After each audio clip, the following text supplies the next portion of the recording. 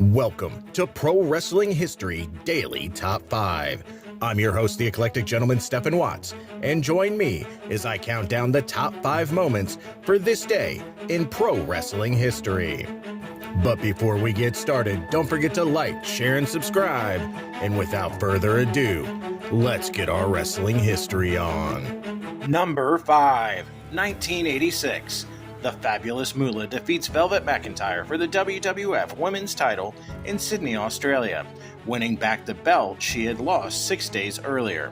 This marked the start of Moolah's 6th title reign, although many record books ignore the Australia title changes. Number 4, 1963. The Crusher defeats Vern Gagne for the AWA World Heavyweight title in Minneapolis, Minnesota, ending Gagne's 3rd reign. Number 3, 1985. Ricky Morton and Robert Gibson, the Rock and Roll Express, defeat Ivan Koloff and Crusher Khrushchev for the NWA World Tag Team titles in Shelby, North Carolina.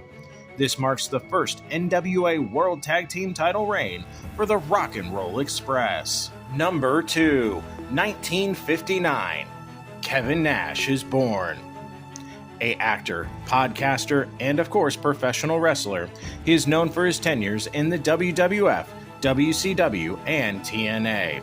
He is a former WWF and WCW World Heavyweight Champion, as well as being one of the founding members of the New World Order. Number 1, 2000. WCW Bash at the Beach 2000 takes place. Hulk Hogan defeats Jeff Jarrett for the WCW World Heavyweight title in a bid to use his creative to leave the show as champion. Vince Russo comes down and immediately strips Hogan and fires him from WCW. Jarrett then fights Booker T, with Booker T winning the match and becoming WCW World Heavyweight Champion for the first time. And that's our list. Make sure to comment below what you feel was the number 1 moment for this day in pro wrestling history.